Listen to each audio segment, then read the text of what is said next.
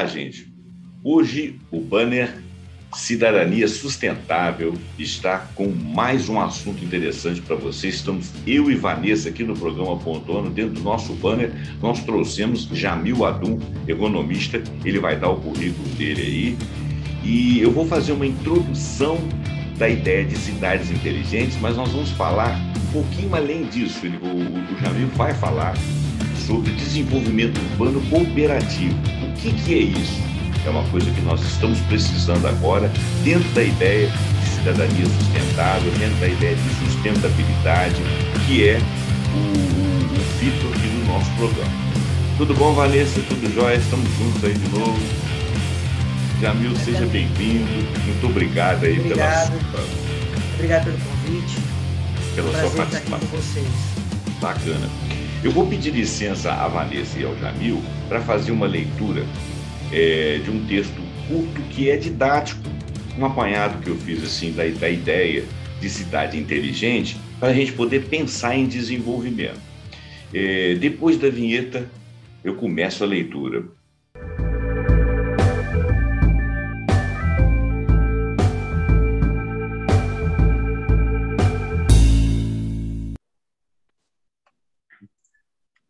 Bom, nós vamos falar sobre cidade inteligente e uma das especialidades do estudo do Jamil atualmente é economia comportamental.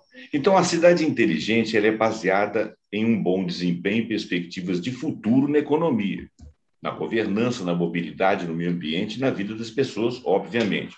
Uma cidade é inteligente, quer dizer, a cidade em si não é inteligente. Quem é inteligente? São as formas em que elas estão interligadas e permite que as coisas aconteçam. O termo inteligente é adotado implica na ação política implícita e explícita de uma cidade em melhorar seus padrões econômicos, sociais, ambientais, na sua competitividade com outras cidades, uma competitividade assim, do lado bom, né? O que eu produzo, se eu produzo melhor, se o outro está fazendo alguma coisa, eu tiro ideia. O uso também de tecnologia de informação e comunicação, que nós chamamos de TICs, né? Que conectam e fortalecem a rede de pessoas, empresas, infraestruturas, recursos, energia e espaços, além de fornecerem ferramentas organizacionais de governos inteligentes, de governança inteligente. A cidade inteligente resulta da combinação entre o capital humano, o capital social, as TICs, né? As tecnologias, e buscando desenvolvimento econômico e realização de políticas públicas que colaborem para um melhor convívio em sociedade. A participação da sociedade clara e conscientemente é um aspecto valioso na governabilidade, portanto, é essencial. Ou seja, a participação do cidadão ela é muito através de uma demanda de educação. Você tem que mostrar para o ser humano que ele, criando um ambiente em volta dele melhor, obviamente ele vai viver melhor. Então, para auxiliar no entendimento do conceito que leva à cidade inteligente, que é chamada aí no mundo afora por Smart Cities, o IESE, desculpa, Business School da Espanha, criou o Cities Motion Index, que é um ranking que leva em conta alguns critérios. Eu vou ler. Por exemplo, primeiro critério, capital humano. Atrair e reter talentos em diferentes áreas, esse deve ser um dos objetivos. Segundo, coesão social. O ranking considera como coesão social o grau de coexistência de grupos de pessoas diferentes, de diferentes rendas, diferentes culturas, diferentes idades, diferentes profissões, quer dizer, são alguns estamentos. Economia, o terceiro do ranking aqui, avalia-se tudo que possa promover o desenvolvimento econômico do território, como planos locais para a indústria, inovação, iniciativas empreendedoras para a criação e proteção de renda. Governança. Nesse critério, o ranking leva em conta a eficiência, qualidade e estabilidade das intervenções do Estado, do poder público sobre a economia, as reservas econômicas das cidades, as certificações que comprovam a qualidade de seus serviços e a percepção da corrupção, caso exista, estão entre os indicadores de cálculo desse índice. Meio ambiente, crescer de forma sustentável é a principal preocupação de quem se destaca nessa categoria. A gente tem que promover o desenvolvimento pensando nas próximas gerações. A gente precisa que deixar alguma coisa para as próximas gerações. Mobilidade e transporte. O Business School elenca 2 desafios principais nesse quesito: facilitar a movimentação nas cidades, ampliar o acesso aos serviços públicos. a cobertura do sistema de metrô, compartilhamento de bicicletas, tempo médio de deslocamento para o trabalho, índice de tráfego, são alguns dos indicadores importantes de se ter à mão. Planejamento urbano. A ideia aqui é a sustentabilidade na cidade. Indicadores como o percentual da população com acesso a saneamento básico, o número de pessoas por moradia, o número de edifícios construídos nas cidades são considerações. Conexões internacionais. Quantas cidades têm capacidade de conexão direta internacionalmente? O impacto global de uma cidade é medido por esse quesito.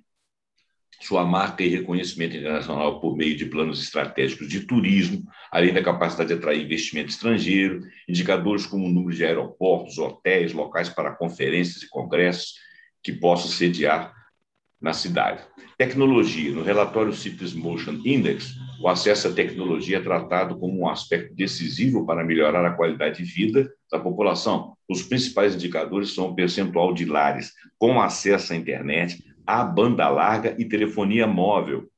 Educação, um quesito muito importante. Importante é sempre considerar a educação como um alicerce seguro e perene para o estabelecimento de qualquer avanço urbano no que diz respeito a aspectos físicos, humanos, ambientais de qualquer cidade. É obrigação de todos. Bom, eu vou colocar uma questão aqui que, nesse momento, é crucial. A pandemia veio acelerar a ideia de cidade inteligente e, no futuro, deverá ser implementada em vários pontos do globo para tornar a vida dos cidadãos mais saudável e segura. A ideia é simples: otimizar a utilização de recursos para servir melhor os habitantes, no qual a tecnologia desempenhará um papel determinante. A pandemia está acelerando várias transformações importantes que podem contribuir para uma implementação mais rápida do conceito de cidade inteligente no mundo. Isso foi apenas uma consideração, não está dentro do índice, né? Mas se nós vivermos tendo pandemias, ou se essa pandemia durar muito tempo, nós vamos ter que começar a pensar em termos de saúde pública. Bom, o projeto Uma Cidade Inteligente tem impacto na qualidade de vida dos cidadãos, promovendo cidadãos informados, educados e participativos, tá? Nós vamos, então, pedir aqui ao Jamil Adum que comece a sua pré-eleição. Eu gostaria de deixar algumas pautas, assim, dentro da pauta que a Vanessa discutiu conosco aí. Redução de desperdício. O Brasil tem muito desperdício, inclusive desperdício de água. Nós estamos prestes a entrar numa crise. Aliás, nós estamos dentro de uma crise hídrica e nós temos uma perca estimada de água tratada de 30% do local onde tem um manancial até o local da sua casa, nas indústrias, etc. E dentro das próprias residências, dentro das próprias indústrias, tem muita perda de água tratada. Melhor aproveitamento de recursos naturais, diminuição da poluição, nós temos muita poluição ainda, utilização de meios de transporte alternativos e conscientização dos habitantes a respeito de coleta de lixo, descarte correto de resíduos, preservação de recursos naturais, por exemplo. Eu acho que essas coisas são bastante importantes da gente discutir aí agora. Bom, então, isso tudo foi o que eu quis falar aí, como eu disse, no modelo didático. Isso aí é o que você encontra nos compêndios, nas literaturas, é o que você encontra nos livros escolares, né? Agora, a discussão dessas matérias e a forma como você implementa isso aí é o que nós vamos tentar discutir aqui agora, né? Então, eu vou passar a palavra à Vanessa e depois o Adum Jamil se apresenta e nós podemos começar o debate. Vanessa, fique à vontade, pode iniciar aí o nosso debate aí. Obrigada aí, José Roberto, por mais esse espaço, né, com um tema muito relevante para esse momento. Obrigada também, Jamil, por aceitar aí, trazer essa conversa tão rica, né, com a gente aqui, trocar uma ideia e trazer esses novos elementos para socializar com as pessoas que muitas vezes ficam na dúvida, né, se a tecnologia vai tirar o espaço do humano, se isso vai melhorar ou se vai piorar, né? Tem algumas questões nesse sentido da crítica, né? Só que a grande questão é que a gente tem que pensar realmente, né, assim, de uma forma bem crítica, sobre esse, digamos, vislumbramento, né, da tecnologia para ajudar os territórios, mas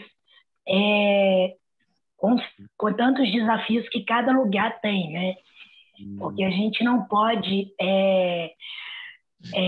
ter um padrão único de implementação disso, porque cada lugar é único, é singular, né? Existe uma sociedade única naquele espaço, com necessidades diferentes, né?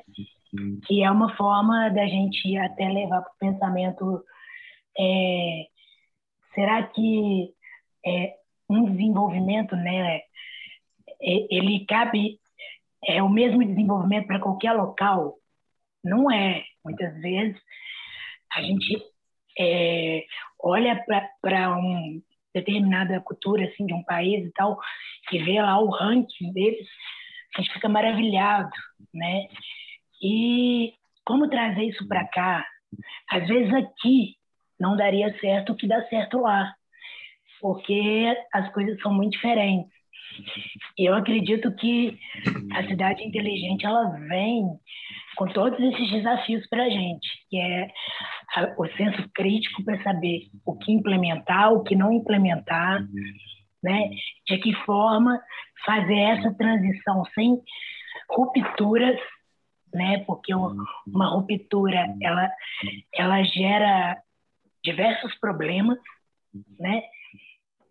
Então teria que ser uma transição bem assim, a um ponto quase que natural das coisas, porque senão isso quebra culturas, isso acaba gerando outros problemas e não soluções, né?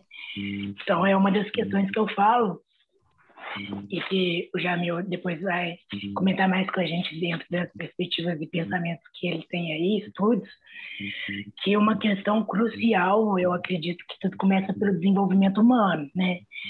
Porque uma tecnologia ela não funciona sem o humano por trás dela. É claro. Né? E aí, todos os problemas da cidade inteligente vão bater na educação. Né? Não adianta você ter ali a implementação de várias tecnologias que querem conectar pessoas se elas não estão com essa cultura dentro dela. Né? Se elas não estão preparadas criticamente para usar isso de forma a realmente gerar um desenvolvimento, uma evolução naquele espaço. Né? Então, uma das minhas preocupações é a base de onde que isso começa. Né? Eu tenho essa percepção de que tudo começa da gente, né? Da forma como a gente cria, da forma que a gente insere os valores naquilo que a gente gera de ação ou de disponibilizar a tecnologia, né? Ou um plano para algum espaço. Então, eu queria que você comentasse um pouquinho sobre isso e os desafios, assim, que também, numa percepção otimista, a tecnologia ela vem fazer a gente repensar nossa sociedade, né? Então, a gente criou e ela está fazendo também a gente pensar sobre os nossos hábitos, né? Sobre as nossas formas de viver no espaço. E, com isso, dando margem para novas criações também, que são as economias inovadoras que estão surgindo, né? Esses novos tipos de negócios que estão surgindo a partir dela, a própria percepção de que as coisas são muito interligadas em determinado espaço também surge a partir dessa facilidade que a tecnologia proporciona para a gente. Mas a gente tem alguém por trás delas, né? Então, a importância da ética das coisas também, né? Do que está por trás dos planos quanto a isso, para que possa amenizar e realmente trazer benefícios para a sociedade, é importante. Eu queria que você comentasse para a gente, trouxesse mais referenciais nesse sentido. É isso. Bem, vamos lá. A minha formação é em economia, né? E formada na Universidade Federal de Juiz de Fora. E não sei se é coincidência ou tinha que ser esse meu caminho mesmo, né? O meu trabalho de conclusão de curso da economia foi da intervenção do Estado nela, né? Então, foi um trabalho que eu fiz uma revisão desde o início, das primeiras correntes dos fisiocratas, como surgia a riqueza, né, foi a terra, né, a partir do momento que gerava o excedente, então foi o primeiro aí o fator de produção, a terra. O que acontece? Na época, era muito debatido a intervenção em relação à informática, né? Se deveria ter não barreiras para poder que o Brasil só desenvolveria a sua tecnologia na área de informática se não importasse, né? Então tinha essa barreira muito grande e uma das teorias é que deveria barrar para poder o Brasil desenvolver. Então, na época, grandes teóricos defendiam que o Brasil, a reserva de mercado da informática deveria existir, correto? Com o passar do tempo, até pela formação, minha carreira virou muito assim de um misto, setor público e setor privado. Parece que complementou, vamos dizer, né? Então, eu morei fora um tempo, no Brasil, trabalhando na área de produção de arroz, no Peru, por incrível que pareça, né? Então, fui morar lá um tempo. Lá eu consegui ver alguma questão cultural, que isso vem de memória para mim, isso hoje. E nessa questão, por causa de idiomas e tudo, depois trabalhei em São Paulo, na área de marketing, nas páginas amarelas. Mas desde lá, o marketing estuda muito a questão de comportamental, o mercado, o consumidor lhe dita, né, vamos dizer assim, o que você vai produzir. O mercado dita aquilo que você vai criar. E isso hoje está mais que transparente. Na época tinha essa discussão, mas não é tão transparente como hoje, né, vamos dizer assim. E nesse processo todo, como economista, depois eu vim trabalhar também na área pública, então eu cheguei a ter participação em Secretaria de Planejamento Estratégico, eu tive participação em Fazenda, Secretaria de Fazenda e Controle Interno, né? Então, quer dizer, foi uma experiência muito ampla. Inclusive, coordenei a escola de governo, né, da Prefeitura de Fora, né, através de uma parceria com o Polo de ensino à distância da Federal, e eu que coordenava lá a escola de governo, que, na verdade, ela vem dentro da teoria que foi plantada do Carlos Matos, que aqui no Plinal era o quê? A necessidade de qualificar continuamente o servidor público, né? Então, assim, mais ou menos, foi o que eu desenvolvi na minha carreira. E, ao longo dessa parte acadêmica também, da questão comportamental, eu entrei na neuroeconomia, né, na neurociência, então, quer dizer, hoje uma parte minha é estudar economia comportamental, como que as pessoas tomam decisões. E como a própria Vanessa já falou aí, como você tem que saber interpretar, no caso da gestão pública, como vai ser esse comportamento do cidadão. Uma política, né, interna, numa política de educação, da saúde, de processo de mobilidade urbana, da aceitação ou não. Nós tivemos casos passados que não aceitaram, por exemplo, ciclovia, né, em cidades que não aceitaram, porque interrompia, quer dizer, depende tudo do comportamento humano. Nesse sentido, a gestão pública já vem há um tempo com grandes desafios, que é acompanhar a gestão privada em processo de performance, né, em eficiência, eficácia, e assim vai. Então, ela já vinha implantando planejamento estratégico, né? Colocação de indicadores de desempenho, ferramentas da qualidade, tá certo? Como PDCA e outros, né, que a gente vê hoje em dia. E o que aconteceu na minha percepção, e, né, analisando alguns especialistas e a literatura, fala o seguinte: a pandemia, ela, na opinião de vários, ela acelerou tendências, né? Acelerou tendências, porque já tinha uma tendência de você fazer teletrabalho, já tinha uma tendência de ensino à distância, né? Já tinha uma tendência da tecnologia auxiliar no processo da gestão pública, né? Tá certo? Com transparência, outras tecnologias, aplicativo. Mas a pandemia, ela, para mim, ou talvez para outros, ela acelerou essas tendências. Ela quebrou paradigmas mais rapidamente. Certo? Então, o que acontece? Você ultrapassa simplesmente o processo de gerir uma cidade pelo simples fato de você ter secretarias, ou vamos falar cidades, né, para ficar mais fácil de entender, secretarias interligadas em rede, né, em que um computador e um terminal está ligado a outro, e que aí o executivo tem todas as informações a tempo. Ela ultrapassa isso, né? A própria literatura sobre cidades inteligentes mesmo fala. Uma cidade inteligente não basta ter o simples fato de interligação disso, né? Ela ultrapassa. Então, a gestão pública, ela nesse processo que ela também vai ter, né? Precisou ter colaboradores trabalhando em casa, em home office, né? Ou híbrido, né? Parte local, parte fora. Ela também, num processo teve que ser muito rápido, ela começou a melhorar suas ferramentas de comunicação, tanto com o cidadão, né? Quanto com o seu colaborador, para informar, né? Por exemplo, a partir do momento que você tem uma percentual de colaboradores trabalhando em home office, como é que você vai comunicar com eles, né? Ou seja, aí você tem toda uma plataforma de reuniões, você começa a gerar novos aplicativos para entendimento da sociedade, para ela ficar, né, para não ter que ir lá pegar informações diretamente né, numa prefeitura, vamos dizer assim.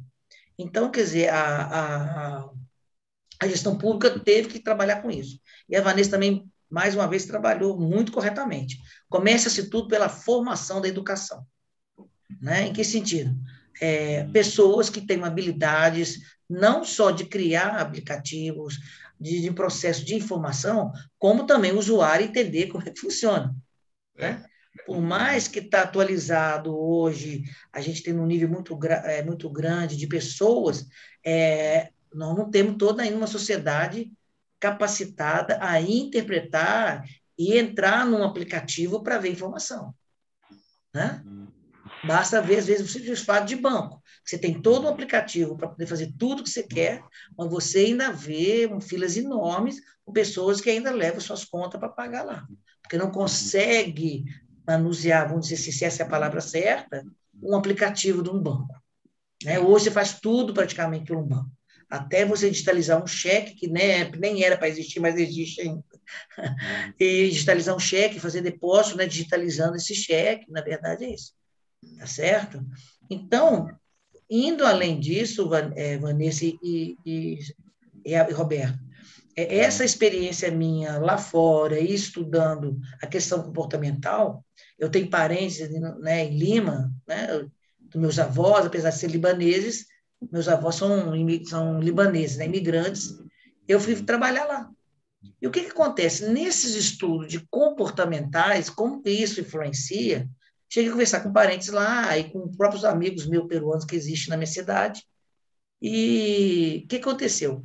Lá estava se utilizando uma política econômica como diverso na Europa, né, percentual de PIB, investimento do Estado, e no processo da vacinação. E, de repente, começou a cair muito. E eu comecei a ler alguma coisa aqui no Brasil, mas eu comecei a comunicar com meus parentes lá. E o que acontece? A questão cultural, para você ter uma ideia.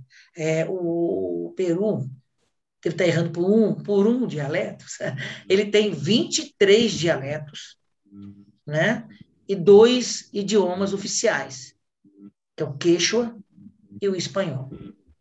Quando você vai ao norte, quando eu tive a possibilidade, né, de visitar lá, você vê aquela questão ainda dos incas, né, todo aquele processo de civilização comportamental. E o que acontece? Essas tribos, né, eu vou falar mais próxima da Amazônia, porque fica mais fácil de... Né, o Rio Amazonas nasce lá com outro nome, lógico, tem a floresta amazônica peruana, vou dizer assim.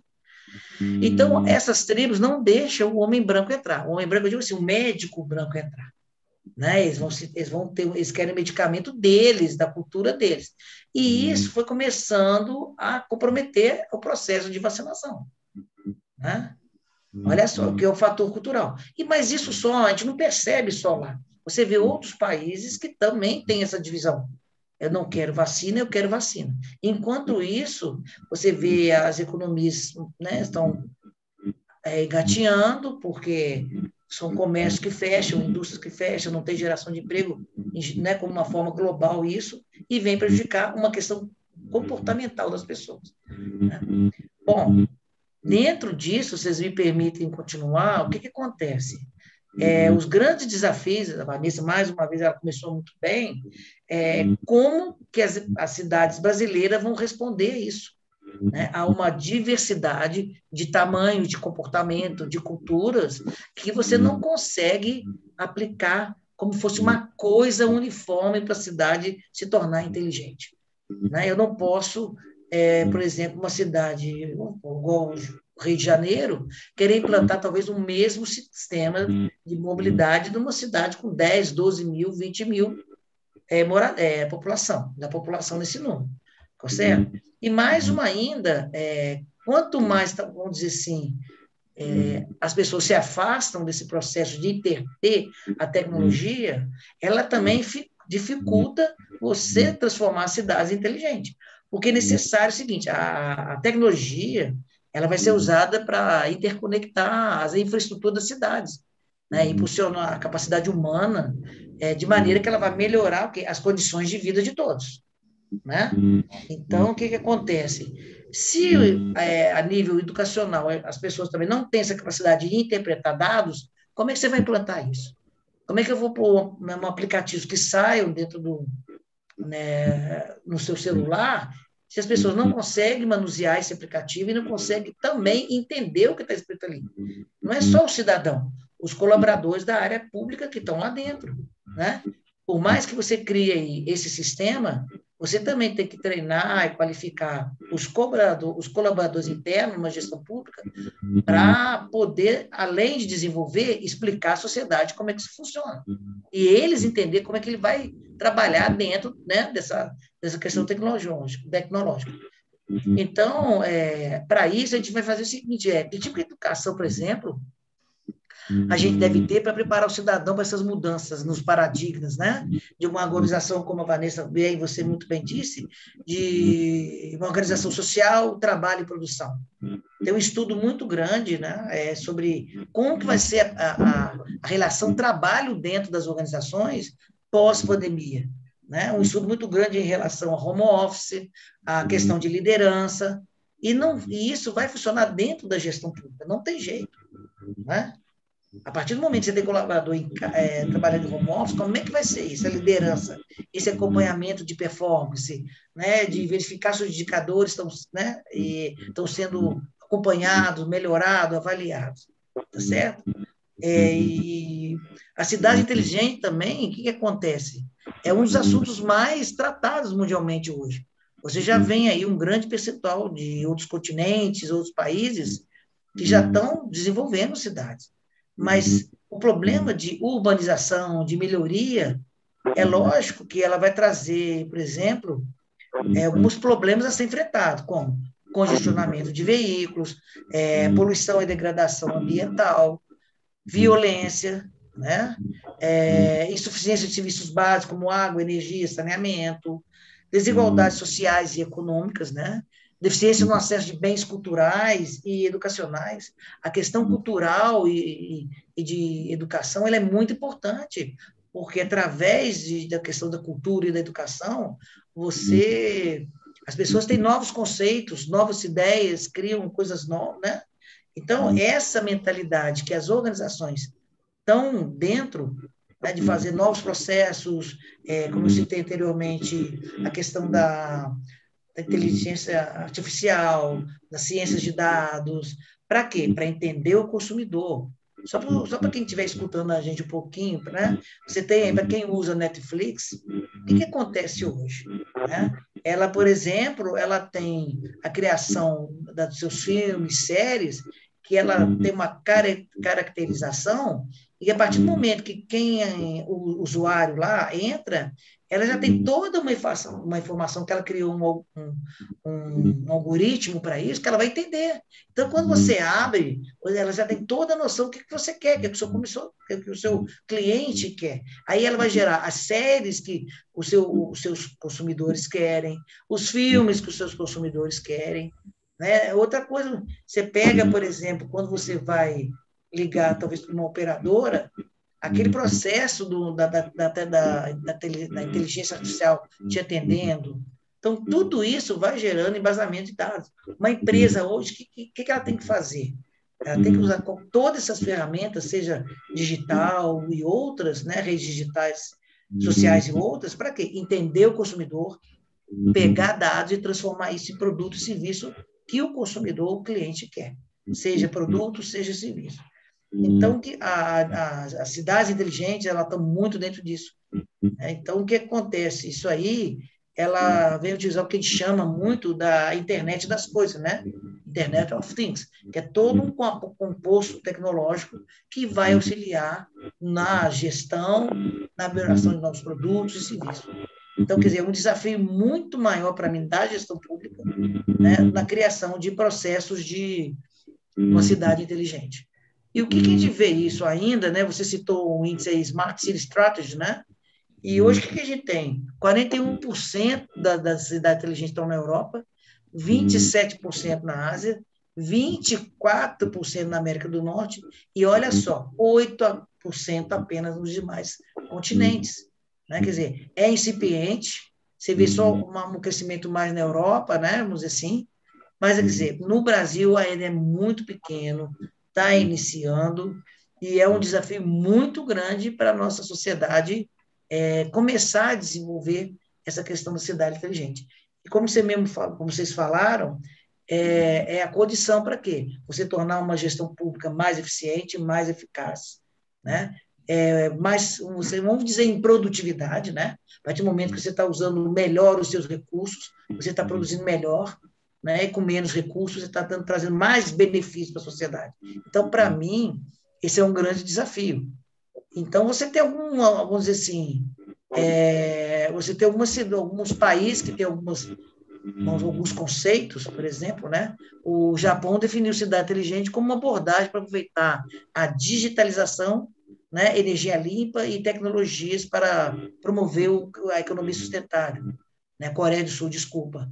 O Japão já tem um outro, simplesmente, evento de comunidade inteligente, né? Nem cidade inteligente, uma comunidade inteligente, ou seja, aquela que utiliza a variedade de tecnologia de uma geração e de sistemas sociais avançados, integrados, né? Dessas tecnologias para quê? Para auxiliar eficiência na energia e no transporte. E assim vai. Ele tem alguns conceitos básicos, mas ele tem dois viés que, pelo menos as pessoas, os estudiosos, né, falam, que é o viés humano, né, que é todo esse engajamento com a sociedade. Por outro lado, o viés tecnológico, o viés humano, desculpa, ele critica muito por quê?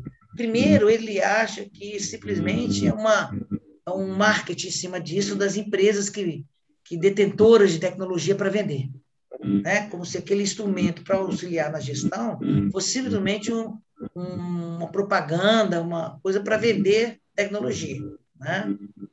E a questão também é de ficar na mão de poucos fornecedores, né, essa tecnologia, ao ponto de ficar insustentável a compra delas. Né? A partir do momento que você não tem concorrentes, essas tecnologias, quem detém, tem poder de barganha com o mercado, então sairia muito caro. A comercialização de modelo genérico, né, aí, ou seja, não o original, não aquele cientificamente todo trabalhado, tecnologia, mas aquele meio, né, que não tem essa eficiência toda. Tá certo? E um dos maiores receios ainda é a questão da utilização de dados das pessoais, né, do cidadão, para o quê? Fazer o quê com esses dados? Então, a Vanessa, se não me engano, citou uma questão dessa, né? Porque isso vai da ética. Né? O que você vai fazer com o seu banco de dados? Né? De que forma vão estar utilizando os seus bancos de dados? Tá certo? Se hoje, quando te pede para você atualizar seus dados, seja numa operadora de cartão e outro já fica assim, você imagina sem saber, né, os seus dados tudo avançando a ponto de, vamos ser honestos, né, de ser hackeado, né, e aí, e seus dados vão aonde? Toda sua identidade, seus dados, CPF, identidade, e assim por diante. Né? E fora disso, Abraão, você tem, Vanessa, você tem alguns exemplos, né, de fracasso que esse pessoal que simplesmente olha esse fator, né, tecnológico, não olha o fator social, são cidades no Emirado Árabe, né, e na Coreia do Sul, transformar essas cidades, o custo-benefício é muito alto em relação de pessoas que vão viver nessas cidades, né? Ou seja, com esses bilhões gastos, de dólares gastos, quando que você não inverteria isso para a sociedade em em outros projetos e melhoria da sociedade. Então, esse é um outro questionamento que fica aos críticos de simplesmente você olhar o lado tecnológico da cidade inteligente e não o social, né? Bom. O Jamil, eu estou gostando da sua preleção, eu queria falar primeiro de um assunto interessante, para mim interessante, que até estou fazendo um vídeo essa semana. Existe uma autora chamada Janiele dos Santos, que ela tem um livro que fala do espírito do tempo e a forma como a gente, como que as pessoas do marketing, né, tentam saber o que a sociedade precisa. Não tem tanto a ver com o que nós estamos falando aqui, mas ela usa um termo chamado cool hunter. O cool hunter são pessoas que são olheiros, que estão nas ruas verificando o que são as tendências e até as necessidades das pessoas.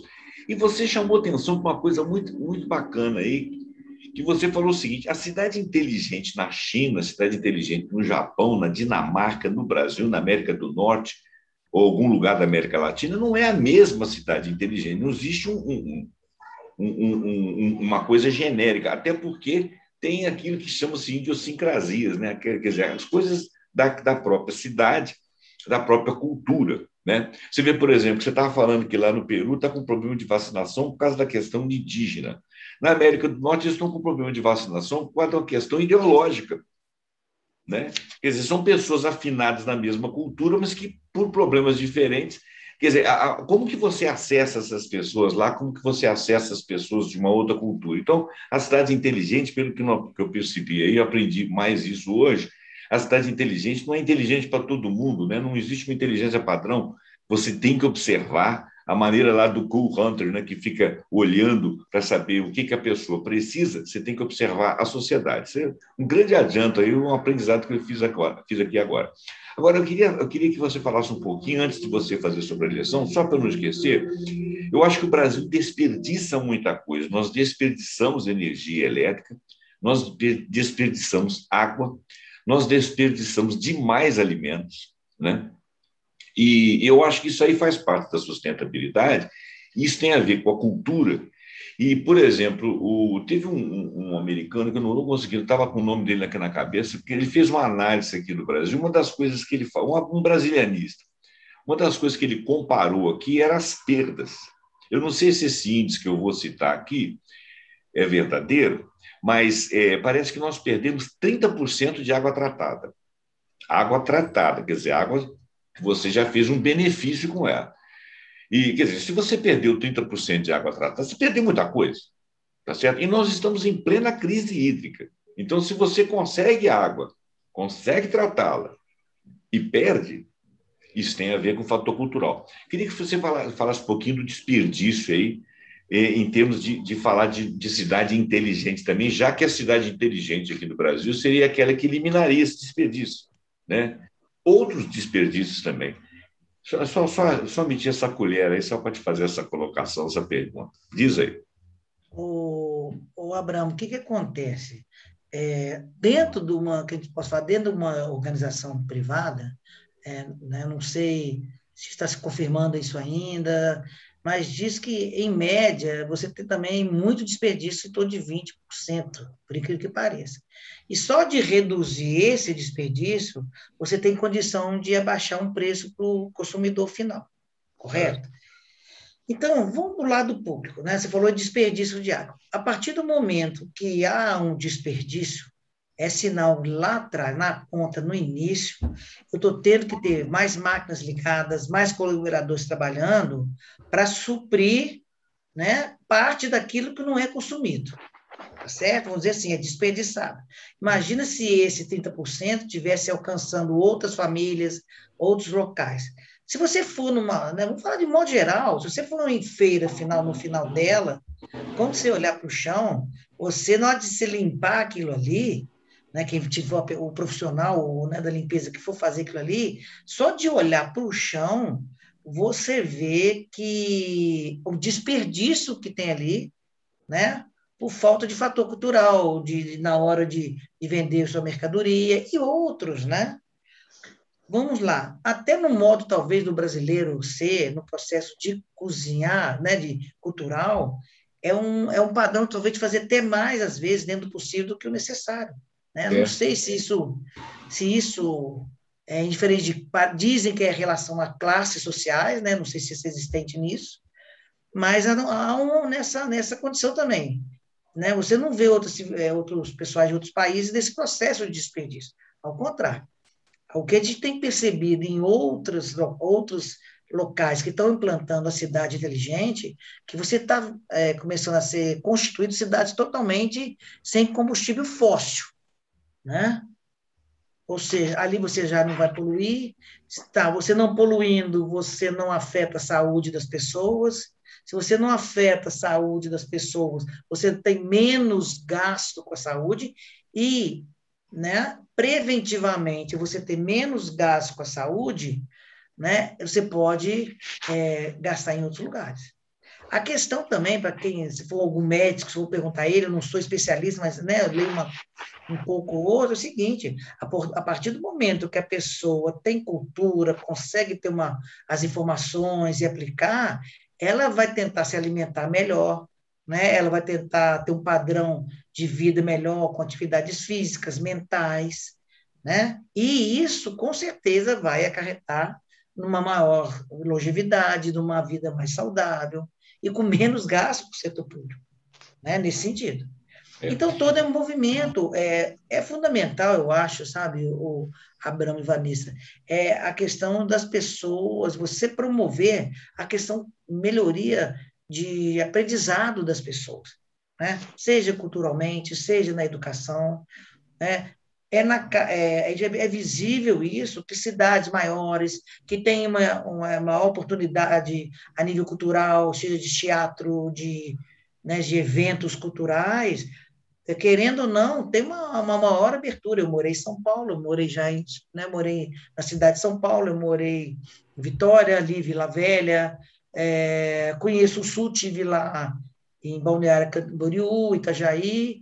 Então, quer dizer, quanto mais amplo, quanto mais informação e você elevar o padrão de tomada de decisão, né, através da cultura, das informações, é melhor para a sociedade. Pra você ter uma ideia, há 2 anos, mais ou menos, eu tive em Itajaí. Visitei lá Balneário Camboriú. Eu não sei se vocês estão acompanhando aí agora, eu olhei para cima, aqueles prédios, assim, arranha-céu, estou querendo fazer tipo um Dubai lá, né? Aqueles prédios de Dubai lá. E o que está acontecendo agora? Eles estão tendo tudo que aterrar o litoral ali de Balneário. Eu não sei se vocês já viram isso na mídia, né? Começou a fazer tanta sombra que os banhistas não conseguiam ter sol. Aí começou a fazer o quê? Expandir aquela linha ali da praia de Balneário. Quem está pagando isso? Não é o setor público, é o setor privado. Quem está fazendo todo um processo de canalização e entrando com a areia mais para dentro e abrindo a área onde entra, onde não tem tanta sombra, né, que você consiga tomar sol o cidadão, é o poder público, né?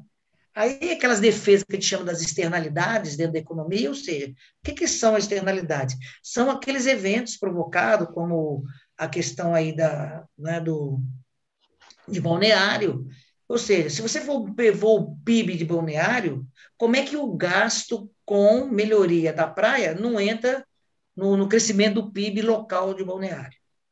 O que adianta toda uma receita, né? Quer dizer, então você não pode medir ela só pelo PIB. Você tem uma externalidade, né, que te causou um prejuízo, que te causou um gasto, desculpa, e que você vai ter que gastar. E isso não foi computado para gerar o cálculo do PIB local. Entendeu o que eu estou falando? Brumadinho e outros. Né? E ali acabou uma economia, né? Você não tem economia mais. Tem cidade ali que acabou o processo econômico ali. Então, quem que está bancando tudo isso? A recuperação daquilo tudo, o Estado. É sempre o poder público. Há alguns defensores que essas externalidades deveriam ser descontadas quando você faz o cálculo do PIB. Porque, na verdade, eu tenho um PIB. E uma outra final coisa dele, eu tenho que descontar algum prejuízo, então o PIB não é a realidade. Exato. Não, e tem uma outra coisa também, é o seguinte, se o poder público, nesse momento, tivesse entrado no planejamento, Porque, por exemplo, você vai construir a tal ponto que você vai tomar sol, que é o principal, vamos dizer assim, motivo das pessoas estarem ali. Quer dizer, você tem que estender o litoral, né, aterrar, vamos dizer assim, para as pessoas poderem ter acesso ao sol. E você fez um espigão, fez uma coisa lá do Dubai, quer dizer, isso é um erro de planejamento. Até o próprio cara que fez, ele não foi inteligente. Ele não viu que ele ia se prejudicar, porque você vai ficar com o prédio vazio, porque você não tem mais você não tem mais o complemento que é o convívio das pessoas. Quer dizer, isso é uma coisa terceiro-mundista demais. Eu não sei se eu estou falando sem conhecimento de causa, mas isso que você está me falando aí é indecente. Né? Quando você começa a fazer aqui na cidade, de Juiz de Fora e outras cidades, quando você tem um plano diretor e que você não pode construir assim, tem uma opção de pessoas que começam a achar ruim. Mas aquilo ali viabiliza a vida. Aquilo ali tem a ver com a cidade inteligente. Então, o cidadão ele poderia ser educado a entender que o poder público tem que agir, que está agindo em função dele. Ele não está agindo para coibir ninguém, nem está entrando indevidamente em um determinado momento e atrapalhando. Essa liberdade aí não pode ser liberdade de alguns, porque quando esse algum não tem a consciência do todo, não tem a capacidade de ver o todo, ele faz só para si. E ele próprio se prejudica. Não sei se você concorda comigo, né?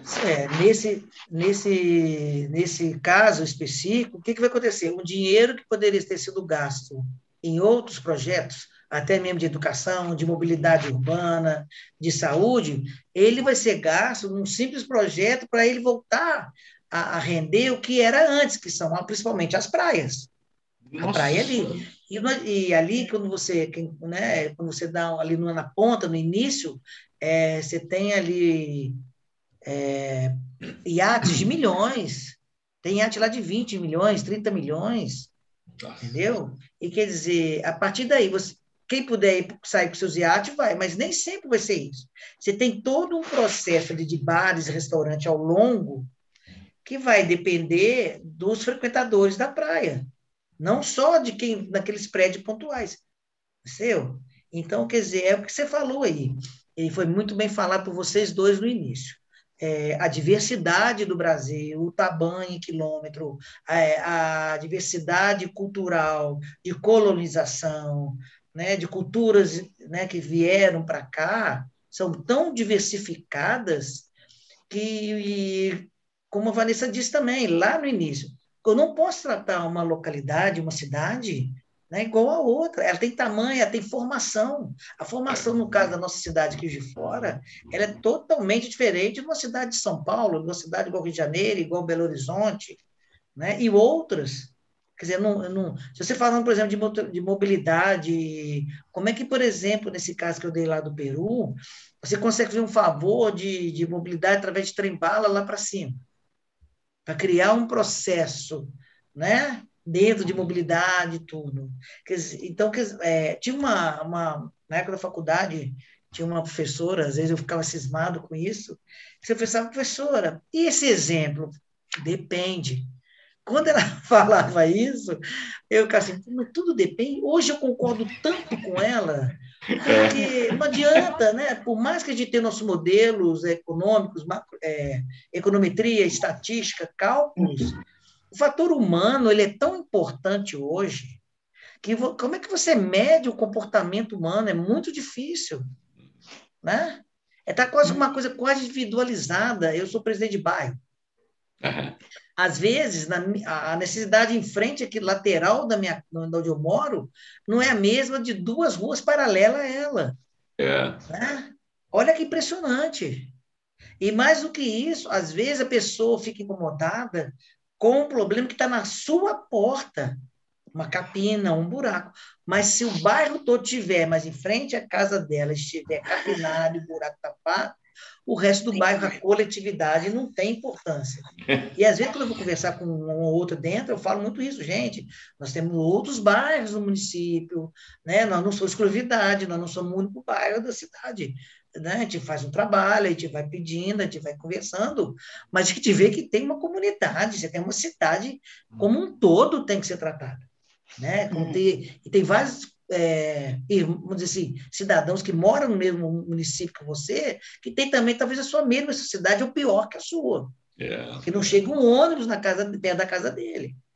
Então, esse trabalho cultural, de uma questão mais coletiva, como a Vanessa também colocou lá, cooperativa, isso é muito importante. Você não vai crescer sem cooperação, seja entre nações, ou dentro de uma cidade, dentro das lideranças de bairro, né?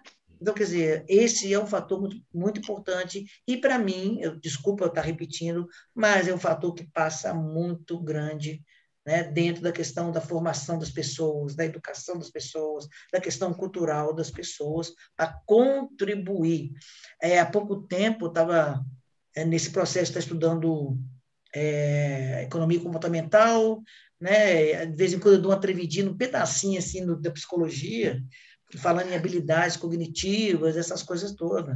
Então, caiu um artigo para me ler, que eu quis ler, que falava em transferência de tecnologia, né, para dentro de empresas públicas.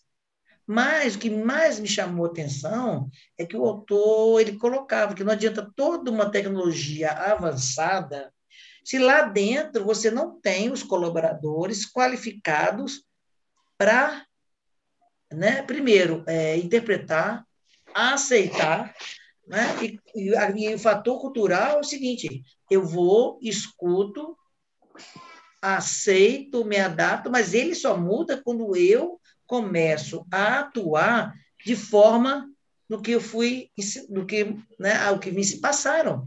Eu mudo o meu processo para atuar. Aí sim eu estou mudando culturalmente, né? Tem que ser uma educação que aquilo que eu recebi, entendeu? Tem que ser uma educação que sensibilize, né? Ela tem que ter menos formato e mais profundidade. Sim. Porque o que você está falando aí, que nós estamos pensando aqui no Brasil o tempo todo, aqui no Brasil, atualmente, tem um Instituto da Proibição da Participação do Estado. Inclusive, tem uma implicância com o funcionalismo público, né? O funcionário público ele é sempre um pachá que está ganhando dinheiro à toa. Não é verdade. Ele desenvolve uma competência, ele desenvolve uma capacidade, inclusive, de trabalhar com tecnologias. Ele tem um plano de carreira, o que é devido e é justo, e ele ganha de acordo com esse plano de carreira. E outra coisa, ele ganha e gasta. E o fato dele ter uma estabilidade faz com que ele seja um bom consumidor, porque ele pode projetar a vida dele e fazer compras, coisa que outras pessoas que têm salários flutuantes, esses tais empreendedores de si mesmos, esses uberizados que todo mundo acha aí, não, se ele é patrão de si próprio, ele não é patrão de porcaria nenhuma, ele não tem o dia de amanhã, ele não tem nada por ele. Então, nós não temos que ser contra o funcionalismo público, nós não temos que ser contra essas pessoas, porque essas pessoas têm capacidade.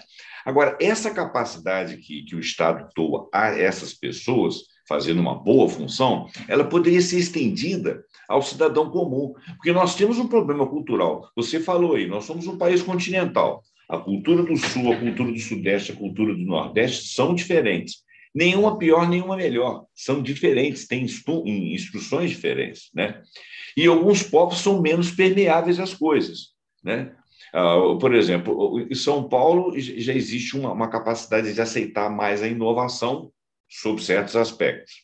O mineiro já, né, embora ele seja também bastante cabeça, crie bastante soluções. O Sul já tem aquela coisa do europeu, então ele acha que tem que ter um formato tal.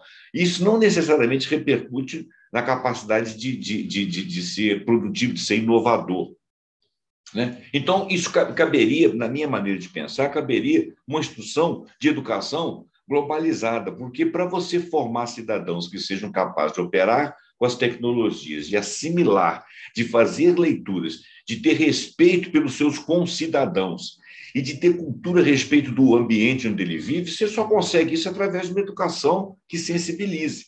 E quem que faz isso? É o setor privado? São as escolas privadas que fazem isso? São os institutos privados que fazem isso? Não, de repente faz, mas eu acho que isso pode ser uma instrução nacional, né? Eu estou fazendo uma defesa quase política aqui dessa coisa aqui, porque as pessoas pegam o rabo do cometa assim e começam a comentar e falar sobre ele sem entender, né? Então, o Estado tem que ser mínimo. Não, o Estado tem que ser suficiente, até porque o Estado é bancado pela maioria que paga e mantém ele, que é o povo. Não são os bilionários que mantêm o Estado. né? Bom, Então, acho que a questão... dentro disso que você está colocando, o que acontece hoje?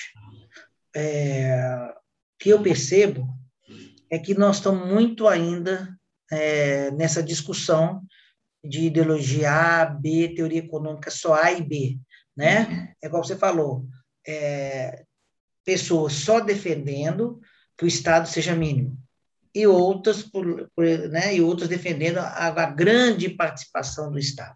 Vamos lá. O que eu gostaria de colocar aqui é que, além disso, estão acontecendo outras teorias econômicas que provêm o crescimento e o desenvolvimento econômico de uma nação. Correto? Vamos lá. Você tem algumas defendendo a taxação de grandes fortunas, que aí você vê o Thomas Piketty com o Capital do século XXI. Você tem o Estado empreendedor da Mazzucato, né? Uma americana, ítalo-americana, uma economista ítalo-americana. Quer dizer, pelo menos esses dois, Abraão e Vanessa, você vê pezinho assim, na Europa, nos Estados Unidos, né? Já com essa, você vê países que estão já colocando leis, né? Pedindo aprovação para a taxação de grandes fortunas, né? Isso é mundial, não é, né? Não é só questão interna nossa. E o que acontece? Uma das outras teorias é a questão do Estado empreendedor da Mazzucato, né? dessa economista. E o que ela fala? Mesmo o próprio Estados Unidos sendo, vamos dizer assim, o maior país de exemplo neoliberal, ele só comporta muito isso no título, porque na prática ele não se comporta assim. Em que sentido? O que ela aponta rapidinho? Primeiro, as grandes tecnologias que vão para o setor privado, elas saem do setor público, do investimento público. Como os investimentos na área militar, as tecnologias, né, que eles criam para a defesa da nação deles, e outros vão parar depois na mão do setor privado. E aí ele vai, toma um embasamento e continua. Né? Então, o que acontece? Então, na verdade, o que ela fala, o que ela defende, ela tem um relatório que é para a Gana Betana, a princípio, um relatório que pediram lá, e hoje, você observando o Biden, eu acho que ele tem muito disso, do empreendedorismo, né, do investimento do Estado para alavancar a economia. E o que acontece? Ela opina muito, né, dentro dos estudos dela, do Estado empreendedor. Não é aquele Estado mínimo, máximo, aí vai depender de setores em que o Estado precisa estar como atuante, tem setor que o Estado não precisa, é como uma empresa. A minha competência central, eu fico, né? Que a gente chama lá de core competência ou competência central, eu fico. O que não for minha competência central, que eu não preciso, eu vou terceirizar. Né? No Brasil, em outros países, fala privatização. Vamos lá. Então, ela coloca um Estado, um país, uma nação que proporcione às pessoas empreenderem. Dão condições. Você vê muito bem o exemplo da Coreia do Sul. Todo mundo acha que né, essa teologia, né, classifica como isso ou aquilo, mas o que é o principal dela, que tinha um PIB menor que o Brasil, né? E o que ela fez? Ela investiu maciçamente em ciência, tecnologia e educação. Ela direcionou para onde ela quis caminhar, necessitava caminhar. Então, ela joga muito pesado. Desde a infância, vamos dizer assim, a criança já é estimulada a mexer com ciência, com tecnologia, para ela ganhar, né, vontade daquilo. As universidades, por exemplo, você passar numa lá, por mais que você seja um cidadão estudioso, com boas notas, aqueles que querem pegar acho que, se não me engano, a Universidade da Sul da Coreia, South Korea, um negócio assim, né, University, a pessoa vai estudar mais 4 horas por fora a matemática, porque sabe que é pesado lá. E outros lugares, você tem outro indicador que o PISA, que eu vejo países da Europa utilizando, como um fator, né, de crescimento, porque a partir do momento que está associado que as habilidades cognitivas, né, que não é QI mais, são inteligências múltiplas, né? Quer dizer, há um processo de desenvolvimento e crescimento econômico. Por quê? Se você transforma, se você educa dentro da capacidade de um raciocínio lógico, quantitativo, crítico, o que vai acontecer? Vai virar um profissional, seja de setor público ou privado, com capacidade de inovar, de criar coisas novas, de propor processos, né, de inovação que vai melhorar continuamente, né? Então, quer dizer, nisso que você falou, a partir do momento que eu não dou essa capacidade, eu vou estagnando um processo de criatividade. Né? Como é que eu faço hoje uma organização privada, ela cresce? Qualificação contínua, melhoria contínua, né? Você vê hoje uma grande ascensão da carreira de cientista de dados, né? Por quê? E analista de dados. Porque não adianta eu ter todos esses dados, que, na verdade, só vai se transformar em aplicação, em mudança, quando eu aplico aquilo que eu tenho armazenado. É como se você fizesse um estudo, né, uma pós-graduação, uma graduação, que eu tenho conteúdo de todas as disciplinas, aí eu vou lá, eu quero do marketing. Tá, eu estou cheio de dados do marketing. Eu vou aplicar, na hora que eu aplicar, como se faz uma pesquisa, como se desenvolve um produto, eu estou aplicando. Aí isso transforma em conhecimento. Isso é o conhecimento. Quando eu transformo, saio de dados, né, e aplico. Né? Eu tiro dados, informações, conhecimentos. Correto? Então, para isso, eu acho que a questão da qualificação, da educação, né, da melhoria das pessoas como profissionais, ela é fundamental. Né? Outros países, na Ásia e outros, estão investindo maciçamente em inteligência artificial. É verdade. Né? É verdade. Ô, Jamil, tem um economista, eu não sei, se você acompanha o Gessé de Souza, você deve acompanhar o Eduardo Moreira também. Né? Ele citou um economista lá, que eu não estou me lembrando agora, só para exemplificar uma coisa que você está falando, que eu acho importante o nosso internauta saber. A ida do homem à Lua gastou-se bilhões de dólares naquela época e foi um investimento extremamente, completamente estatal. Não teve empresa privada, nenhuma empresa tinha punch para poder entrar nesse empreendimento. O homem foi à Lua e voltou, e daí? Uma análise histórica e uma análise econômica e uma análise até tecnológica diz historicamente que grandes ganhos da era atual, da era moderna, vieram daquele esforço da viagem ao homem à Lua. Hoje você tem dados compactados, questões de iluminação, questão de deslocamento, questão de impulsionamento, a física das coisas. É igual às guerras. Quando acontece uma guerra, o que acontece? Você tem que se virar nos 30 para poder derrotar um inimigo que, de repente, estava bem preparado e te surpreendeu. E você tem que sair dessa surpresa e entrar em ação, e entrar em combate. Então, quer dizer, essas necessidades fazem as pessoas crescerem. No caso da ida à Lua, ela pode parecer totalmente sem significado, mas ela representou bastante para a gente. A Coreia, nesse momento aí, o que ela estava fazendo? Ela tinha um PIB, aliás, a própria China tinha um PIB, uma participação pequena em relação ao Brasil. O Brasil tinha um PIB maior, que tinha mais commodity, era um país rico, e eles só podiam criar o quê? Capacidade. Capacidade o quê? Tecnológica. E para criar capacidade tecnológica, eles tinham que pegar o povo e instruir esse povo. Né? Agora, a vantagem deles em relação a nós é que eles são um país desse tamanho. E nós somos um país continental multicultural. Então, é aquilo voltando lá no início, que é essa dica bacana que você deu aí.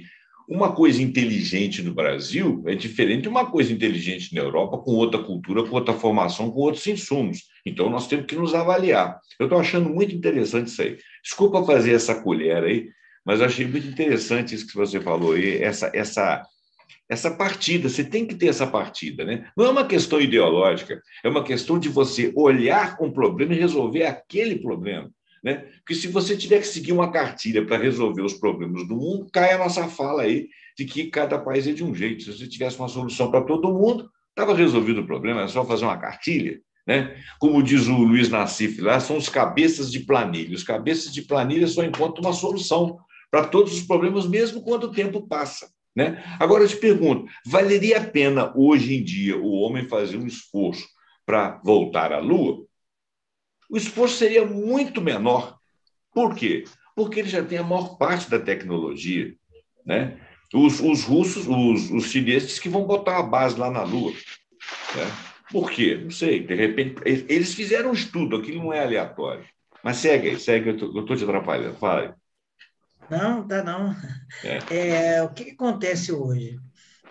Você tem já vamos dizer, empresário que já está lançando viagem, né? Que é o Elon Musk. É. Há pouco tempo, se não me engano, vocês me corrijam aí, foi gasto 1 bilhão numa viagem num grande empresário aí, num bilionário, e que eu acho que foi tão criticado que eu acho que ele vai peraí, foi tão criticado, vou fazer uma média aqui, vou pegar uma parte do dinheiro e investir em outras coisas. Mas o que você colocou, Abraham, coloca muito aquela parte inicial, quando eu falei da questão do Estado empreendedor, que o grande investimento ainda de tecnologia veio do Estado, não veio da iniciativa pública. Né? Exato. Em relação à questão do público, do funcionalismo público que você colocou aí, Abraham, existe assim, uma coisa colaborando que você falou, que se tivesse tão inchado assim a questão do serviço público, você teria, por exemplo, professores em demasia, médicos em demasia, enfermeiros, fisioterapeutas, dentistas em demasia. E o que a gente acompanha só da área de professor e a saúde, que você não tem essa quantidade de profissionais disponíveis, tá certo? Uhum. E aqui, eu peço até desculpa por uma coisa, não sei se, né, para não ser interpretado, como eu falei, é muito dividida a minha carreira, vamos dizer assim, em setor público e setor privado, né, de trabalhar tanto no setor público como no setor privado. É a mesma coisa que você colocar que só o setor privado tem bons profissionais. E no setor público tem os maus profissionais. Então, se fosse assim, as empresas privadas nunca iriam à falência, porque a excelência do profissional estaria dentro do setor privado. E não é verdade. Não é o que acontece. Eu acompanhando, eu acho que o ser humano é ser humano, seja no setor público, seja no setor privado. Né? A pessoa não vai ter mais habilidade, ou menos habilidade, ou mais capacidade, menos capacidade, porque ela deixou de trabalhar no setor privado para o setor público. Um exemplo aí, você vê grandes profissionais da própria Embraer, que é a nossa empresa ícone aí na aviação, é modelo internacional e começou como público. Né? Os técnicos hoje, você vê empresas privadas que querem comprar a tecnologia que só ela detém. Então, quer dizer, esse diferencial não dá para a gente fazer nesse sentido. Né? O ser humano não tem como ser qualificado ou desqualificado como no setor que ele trabalha. Concordo plenamente. Dizer, inclusive, então, isso que você citou da Embraer, a Embraer ela produz coisas para o setor militar. Então, a compra dela pela Boeing, por exemplo, é um acesso de empresa lá de fora. E a Boeing recebeu dinheiro do Estado lá fora para ela não quebrar, e ela está ruim das pernas do mesmo jeito, entendeu? Quer dizer, o Estado interviu lá para ela não quebrar, porque ela é essencial na economia americana, né? E ela teve acesso, desculpa, gente, e ela teve acesso à nossa tecnologia através da compra da Embraer ou compra de uma parte das cotas. Uma coisa que nós deveríamos avaliar, entendeu? Se ela foi criada com serviço público, se ela chegou à excelência com o serviço público, e se ela trata de uma parte estratégica, não deixa de ser um serviço público estratégico para nós, por que ela tem que ser vendida? Ela teria que ser vendida se ela não fosse nada disso, precisasse de algum capital que fizesse esse investimento. Eu estou colocando isso aí para as pessoas pensarem, para acabar com esse modus operando de que, não, o privado, como você falou, o privado é melhor que o público. Não, as pessoas podem ser melhor no privado, pode ser melhor no público, pode ser ruim em qualquer lugar. E quando ele é ruim em qualquer lugar, ela não serve nenhum serviço público. Ela pode até ficar sentada ali dentro, mas não é a maioria. Não é a maioria, entendeu? Essa que é a verdade, não é a maioria. Se você desativar o setor público aqui no Brasil, por exemplo, questões governamentais, se você desativar o setor público aqui no Brasil, você vai ter só aquelas pessoas que vão ser contratadas por governos. Essas pessoas são mais fáceis de serem corrompidas do que o profissional da área, o profissional de carreira, porque esse daí se entrega à profissão, ele gosta do órgão onde ele trabalha publicamente, efetivamente. Se você tira a estabilidade desse sujeito e começa a colocar lá aqueles caras, que eu esqueci o nome agora, que são os contratados de ocasião, eles não são especialistas, eles não fazem... Comissionados.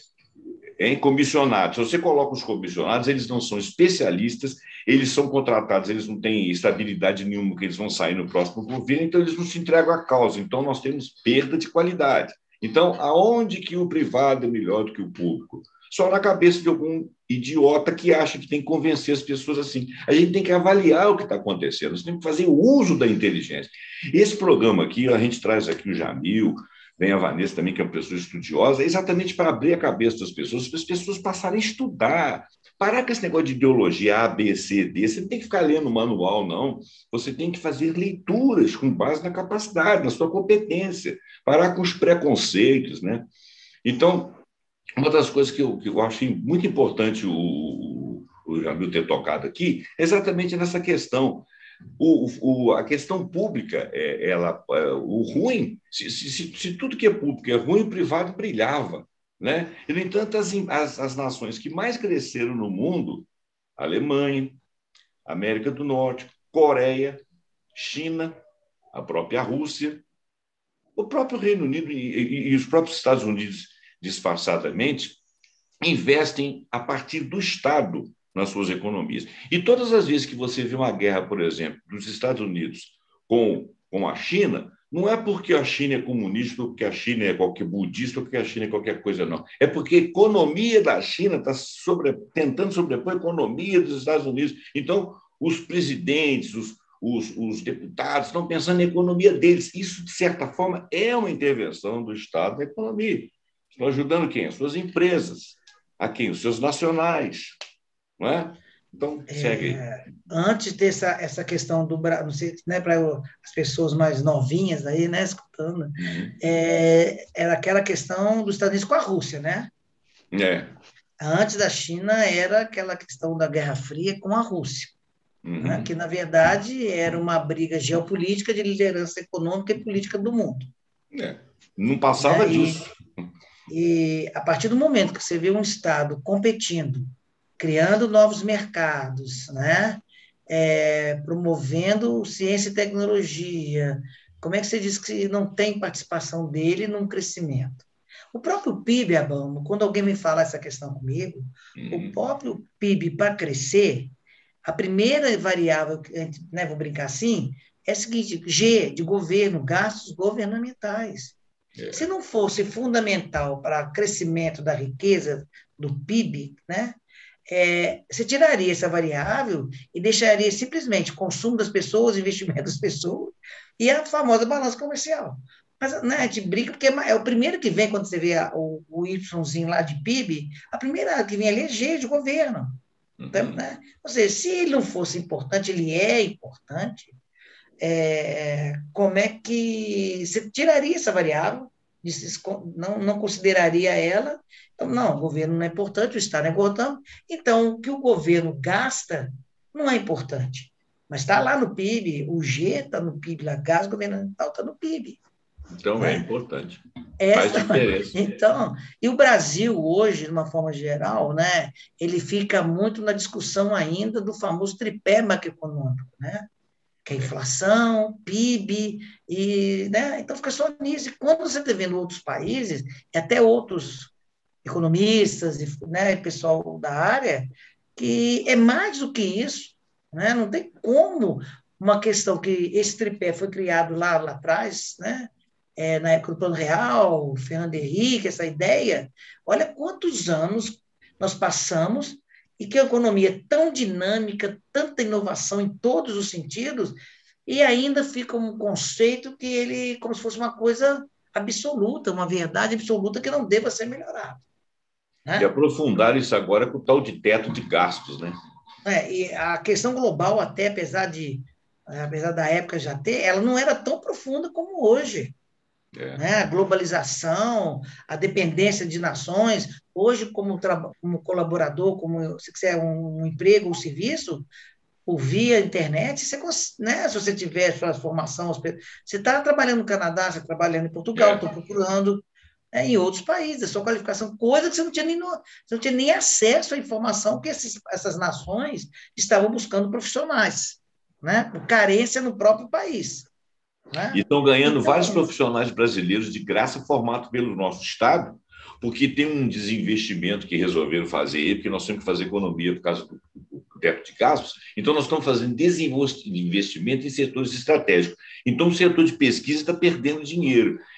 Os caras que se formaram aí em tempos passados e que hoje estão muito bem preparados não encontram lugar no Brasil, como pesquisadores, como estudiosos, como inovação, porque nós estamos falando de inovação, é o nosso último item aí, nós estamos falando de inovação tecnológica, de pesquisa, de capacidade, de geração de capacidade. A geração de capacidade ela não vem de uma empresa lá de fora para cá para dentro, ela não traz tecnologia, implanta ela aqui não, porque ela não é besta, entendeu? Quem tem que fazer isso somos nós, ou então setor privado nosso não tem capacidade para fazer, então quem tem que fazer é o Estado. O setor de pesquisa daqui formou pessoas, capacidades e competentes, está exportando-nos por liberalidade, por bondade do brasileiro, nós estamos perdendo cérebros aqui dentro, porque resolvemos ficar presos a esses tripés econômicos, essas economias que nós temos que ali nos manter dentro do teto de gastos, e por isso não sobra. As gordurinhas seriam aquilo que é mais importante, que é aplicar a inovação tecnológica, que é o nosso item aqui agora. Eu queria até que você falasse um pouco disso. Se nós tivermos uma percepção da história, do ciclo econômico brasileiro, né, da era lá do café com leite, dos barões do café, passaram-se décadas e ainda a gente continua com esse mesmo setor, ainda nós dependemos desse mesmo setor, o agronegócio. Né? Se você for imaginar, mas é isso que está acontecendo. Nós saímos dos barões do café, vamos dizer assim, mas a gente está aí com o pessoal do setor do agronegócio, ou seja, e nós dependentes deles. O que é interessante de falar, e a Vanessa tem certeza, sabe muito bem sobre isso, é que as inovações, as criações, elas não têm muito mais dificuldade de serem copiadas, Abraão. Não sei se ela vai concordar comigo, mas é uma percepção que eu vejo. Então, né, eu estou dando uma aula de marketing digital e falando sobre criação de produto. Professor, mas se copiar. Mas essa é o que você tem que estar bem preparado para melhoria contínua, até para tirar seu produto do mercado, se não servir mais. Eu gosto muito de dar um exemplo que é da Kodak. Aí eu coloquei na tela para eles a Kodak, o pessoal da geração mais nova. A Kodak, ela era líder tanto de câmera quanto daquelas filmes. Né? Você não comprava máquina de fotografia sem ser da Kodak. E o filme. Né? Mostrei para ele a famosa xereta da década de 70, né? Para eles ficarem assim, Motorola da década de 90, aquele tijolão. Hoje você tem um chipzinho que você coloca aqui, você fala, põe um fonezinho assim, acabou. Né? Se você for perceber hoje... E o Musk está inventando aquela tecnologia sem o chip, né? Direto satélite agora dentro do... Se você for perceber hoje, por exemplo, a sua mesa que você trabalhava devia ter quase 3 metros por 2, né? Porque ali vinha fax, o telefone que era um tijolão desse tamanho, a CPU, né, do seu computador alcançava 2 metros para trás, e hoje você tem tudo isso no seu celular. Seu escritório está dentro do seu celular. Eu brinco assim, a partir do momento que o celular imprimir, você não precisa mais nem de impressora, porque, né, você vai andar com tudo, seu escritório no bolso. Você atua hoje em qualquer lugar. Eu vejo gente, às vezes, numa reunião, para o carro no lugar, liga o celular dele e está em reunião. Dali já manda e-mail, já manda WhatsApp, já manda... Né? Quer dizer, eu dei essa volta toda porque essa dependência até do agronegócio todo, você já tem países que estão procurando outros mercados. Para quê? Para sair dessa dependência de produtos nossos. Não só de nossos, mas de outros países que eles não querem ter dependência. É a mesma coisa, você tem uma empresa, o seu mercado está saturado, o seu fornecedor está poder de barganha em cima de você, você vai procurar outros fornecedores. Claro, tem alternativa. Então, quem está comprando nossos produtos do agronegócio, das nossas commodities, a soja, por exemplo, está buscando auxiliar outros mercados até plantar para parar dessa nossa dependência e buscando outros mercados para comprar enquanto isso. Então, não tem uma coisa definitiva, né? As inovações, às vezes, que duravam 30, 40 anos para surgir outra, se você bobear, em 6 meses, o seu celular já não serve mais. Um aplicativo que você faz, uma startup que você monta, de repente alguém... não, isso aí dá para fazer melhor do que isso. Vai copiar. Né? E você, em menos de meses, você vai perder o seu empreendedorismo, a sua startup que você desenvolveu. Então, essa dependência, ela cabe enquanto Estado, como gestão pública, né? Porque está tão rápido até, né, mundialmente, algumas gestões em trem-bala, em energia limpa, né? E outras. Você vê próprio Dubai, na dependência dos países árabes lá. Eu não quero ter só petróleo, eu quero turismo, porque daqui a pouco, né, o petróleo já não é tão... vai me dar tanto recurso, vou criar o turismo. Eu tenho só 365 dias, vou criar o turismo. Aí a terra litoral cria toda uma rede atrativa de turismo, 365 dias, né, por ano. Então, é isso que a gente tem que pensar. E no processo de concorrência, a gente estuda muito isso. Sempre nós vamos ter alguém que vai substituir. Quando, que hora, de que maneira, que você tem que estar acompanhando o mercado e saber. E como nação, a mesma coisa. Né? Daqui a pouco, até pela própria tecnologia, você vai plantar soja em outro lugar, você tem drones que fazem plantações através de sementes que jogam no terreno, máquinas que colhem muito mais rápido que 15, 20 homens, né? Que ela substitui 15, 20 homens no processo da colheita. Quer dizer, o que vai adiantar você ter produto e que daqui a pouco, porque você não tem uma tecnologia avançada para o custeio dela, para produzir ela mais barata, você não vai concorrer ela mundialmente. Jamil, eu estou pensando aqui, se a Venezuela, que é a segunda bacia, né, e diz que está caminhando para ser a primeira de petróleo do mundo. Ela era a segunda maior produtora de petróleo, né, até perder só para os árabes, né? E aí, se ela tivesse pegado com essa revolução toda lá que o Chaves fez lá, que eu não vou discutir a questão ideológica aí, sim, porque o pessoal fica com bandeira para lá e para cá, eu não estou querendo bandeira. Nós estamos pensando em fatos, né? Então, por exemplo, se ele tivesse tido o tino de investir, por exemplo, olha bem, aonde que está ali perto ali o setor de turismo ali? Você vê, por exemplo, naquela ilha onde é que tem o Haiti, do outro lado tem a República Dominicana. Tudo de ruim acontece no Haiti. E a República Dominicana é linda, maravilhosa e é turismo, né? Como é que chama aquela região ali que eu estou esquecendo? Da América Latina ali. Mas é próximo ali da Colômbia, né? E próximo da Venezuela. Se tivesse investido em turismo ali, minimamente em turismo, né? Pega esse petróleo investido em turismo ali, eles teriam criado uma outra condição. Seria, mais uma vez, no trabalho do Estado. Né? Ia atrair outras empresas, ia atrair outros agentes econômicos lá para dentro, né? Não precisava de ficar do jeito que eles estão agora, né? Eles podiam ter feito esse investimento. Mas esse assunto é meio espinhoso, né? Mas segue aí, diz aí. Não, eu acho que a gente encaminhou bem esse processo que a gente tem falado, né? Por exemplo, eu acho que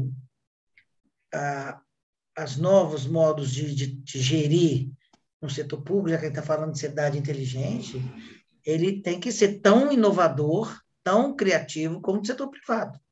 Né? Aí nós vamos falar em economia solidária, nós vamos falar em muitas outras ações, né, que o poder gestor público tem que atuar. Tá certo? Você, por exemplo, falando um pouquinho do agronegócio, vamos dizer, que eu posso trazer isso, você vê feirantes, vamos dizer assim, e que é fundamental para ele ter aquela barraca ali na feira, naquele dia. Né?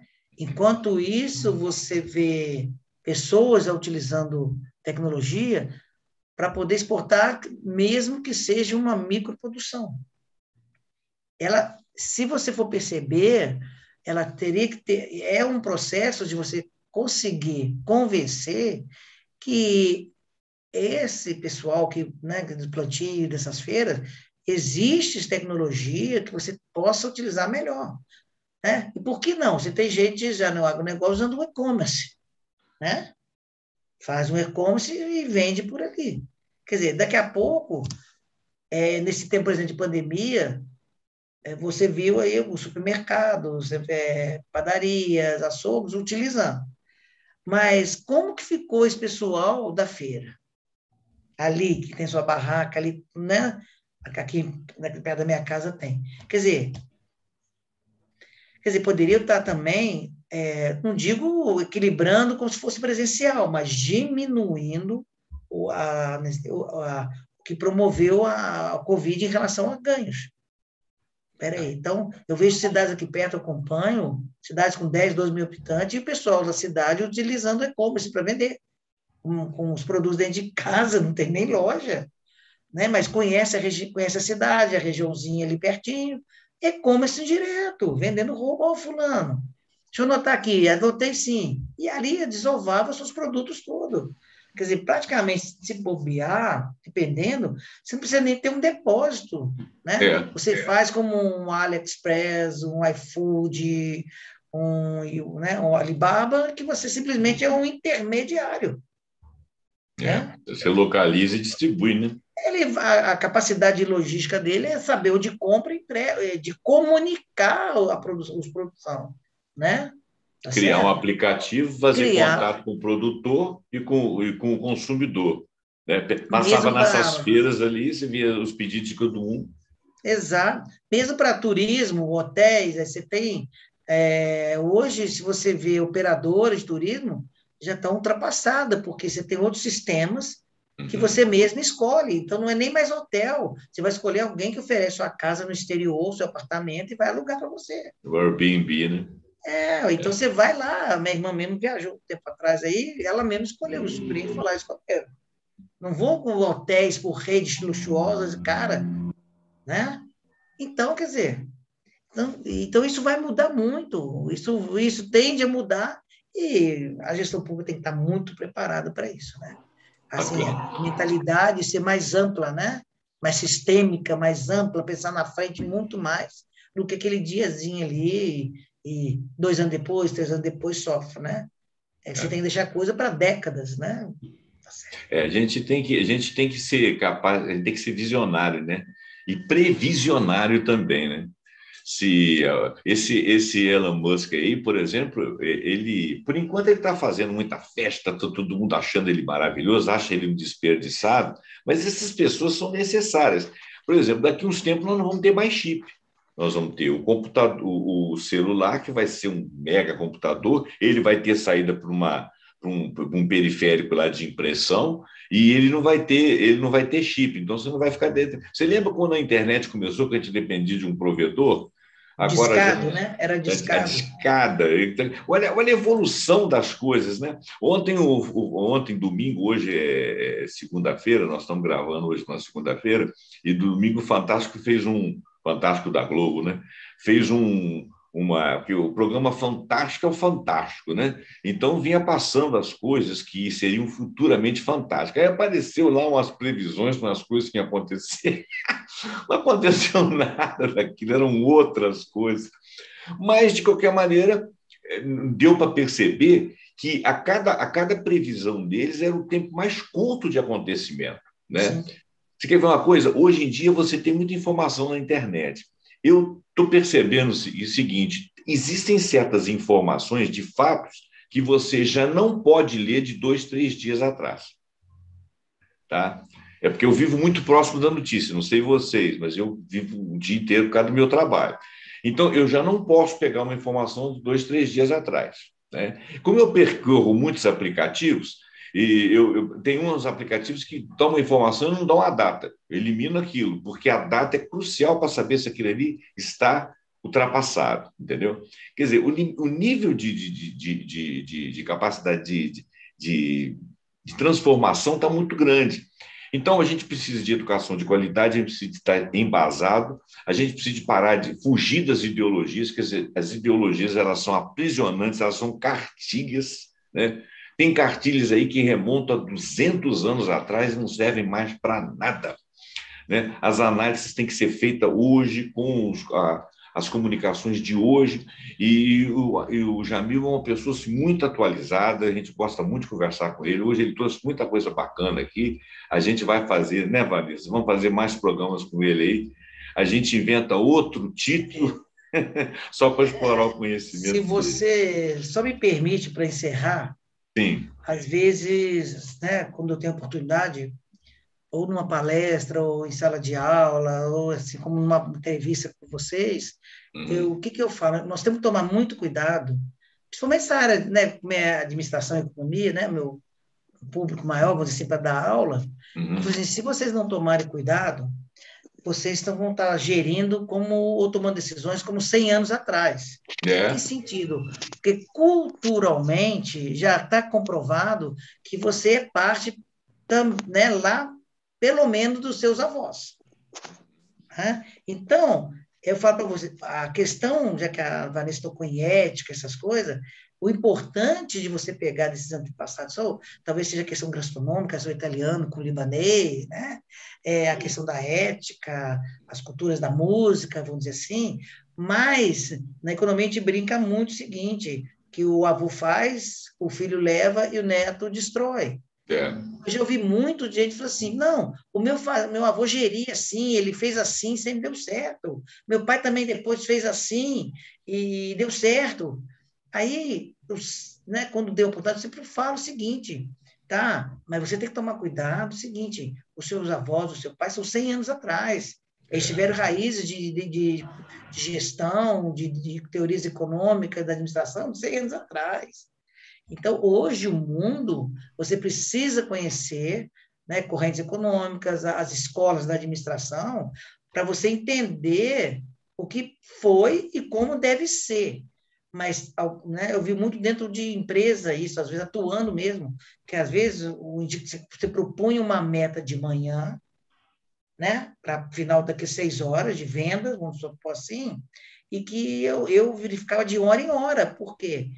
Na primeira hora me mostrava uma tendência se a meta ia ser alcançada depois de 6 meses, 6 horas.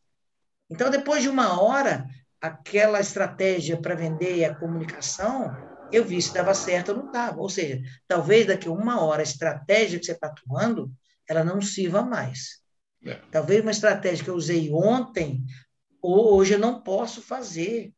Né? Ou uma maneira que eu vendi um produto de manhã, eu tenho que mudar totalmente para o cliente à tarde, porque está dentro do marketing, da comunicação. Né? Você tem um receptor lá, que você tem que ser a comunicação dentro do que ele vai escutar, interpretar, né? Transformar, codificar, para ele entender. E não tem como uma pessoa diferente da outra, um cliente diferente da outra. Não adianta, às vezes, uma comunicação que eu falo aqui, na hora de vender, né, numa loja, entrou um cliente, é totalmente diferente a maneira que eu vou agir com o próximo cliente. Eu tenho que ter a gente falava muito escutativa, né? Você tem que escutar, porque é ali que você vai identificar qualquer necessidade dele. Não adianta eu ir para cima dele e ter a mesma estratégia do que eu montei anteriormente. Né? Então, na gestão, é a mesma coisa. Se você não acompanhar ao ritmo, né?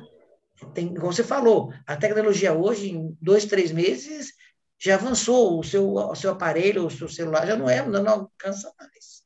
Em 2 anos, pega o seu computador de 2 anos atrás, processador, a maneira dele, você vai ver se hoje, com tantos aplicativos e que ele precisa de uma característica muito melhor, né, vamos dizer assim, ele não vai servir mais 2 anos depois. Porque tem outros aplicativos, já criaram outros programas que ele não roda. Né? Então, quer dizer, e a tecnologia, a inovação é muito mais rápida. Você demorava 30 anos, hoje que eu falei. E as gerações, que eram de avô para filha, assim, e depois neto, às vezes na própria família, 4, 5 anos, os filhos já têm uma geração totalmente diferente de personalidade, de cultura, de entender. Eu tenho sobrinhos mais ou menos com 5 anos de diferença, você percebe isso. Na própria, você dá aula, pessoas com 17, 16, a pessoa já com 22, 21, 4, 5 anos, assim, é uma diferença muito grande de uma pessoa para outra que já é considerado como uma nova geração 5 anos depois. Quer dizer, então é muito rápida a coisa, né, Abraão? As gerações antigamente elas eram contabilizadas de 25 e 25 anos, né? Isso. E hoje eu estou sentindo que algumas pessoas da faixa etária de 30 anos já se consideram velhos em relação aos muito novos, sendo que nós, de 30 anos, não considerávamos as pessoas de 20 de outra geração, nós considerávamos que era a mesma geração, entendeu? E hoje a gente sente que não é. Mas é isso aí. Gente, eu vou passar a palavra à Vanessa para ela fazer a finalização dela, e depois o Jamil também, e já vou mais ou menos encaminhar a minha finalização aqui. Eu adorei as nossas conversas, e todos os temas aqui que as pessoas podem ter achado que nós falamos politicamente. Olha, político nós somos, né? Toda a nossa ação é uma ação política, não tem como ser diferente. O que me dá birra é você se perder nas políticas quando elas são embasadas em ideologias que não fazem mais sentido, e essas são o véu que tampa a nossa visão da realidade. Eu acho que hoje o Jamil trouxe aqui para nós muito dessa realidade do que é você desenvolver como cidadão, desenvolver como cidadão na cidade, né? Parece até cacofonia aí. O cidadão do mundo, cidadão do planeta, do país, você observar a diversidade cultural, saber como que você se integra, saber como que você entende o outro, como que você o absorve, como você transforma o ambiente e sempre como você transforma para melhor, considerando o nosso ponto de partida, o lugar onde é que nós estamos. Para isso, nós precisamos de nos educar. E para educar, a gente tem que abrir os olhos. Vanessa, faz a sua finalização e vamos passar para o Jamil fazer a sua. Fique à vontade. Então, agradeço aí ao Jamil, né? Acho que é um assunto que ele se desdobra em vários outros, né? Não tem jeito, é um fluxo, né? E o que resume, assim, para mim, essa conversa de hoje é a questão da consciência crítica, né? A gente tem que ter consciência crítica dos nossos atos, né? E daquilo tudo que a gente quer fazer. Porque a mudança é de um segundo para o outro, né? E claro que cada um tem seu papel e todos são importantes, né? Tanto na perspectiva pública quanto na perspectiva privada. O que eu sinto é que muitas vezes as iniciativas mais inovadoras elas partem do espaço público. Talvez pela sua natureza, né? Do tempo e das condições que esse espaço tem para criar as coisas, né? Eu sinto muita diferença, por exemplo, quando a gente sente isso quando a gente está, por exemplo, num processo acadêmico, né? E quando você está no mercado, é totalmente diferente, né? Os tempos das coisas, né? Quando você está numa empresa, você não pode, você não é permitido ter muito tempo para dar uma solução, né? Você tem que já chegar ali batendo as coisas. E quando você está num processo, por exemplo, acadêmico, a exigência é você ter tempo para você criar novas coisas, né? Você se permitir avançar em assuntos que ainda não são avançados. Então, são naturezas diferentes, né? E a importância dos dois são complementares.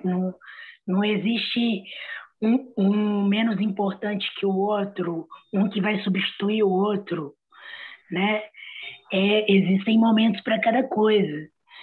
E os dois são muito necessários. Então, essa dicotomia é assim, irrelevante se a gente for levar, né? Porque a gente precisa de avançar. E cabe a gente ter realmente uma consciência crítica de tudo aquilo que chega para a gente diluir, para a gente implantar ou não, né? E tudo que acontece de bom ou de ruim num território é muito da permissão e regulação do poder público, né?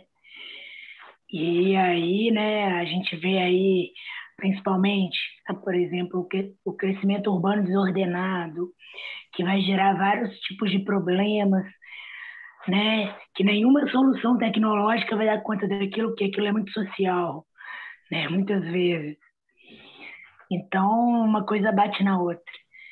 E aí, isso tudo que vocês vieram falando aí, né, é muito importante entrar no nosso processo de decisão, de adotar ou não alguma coisa, né? Então é isso, eu agradeço, acho que foi muito rico o nosso momento aqui. Obrigado.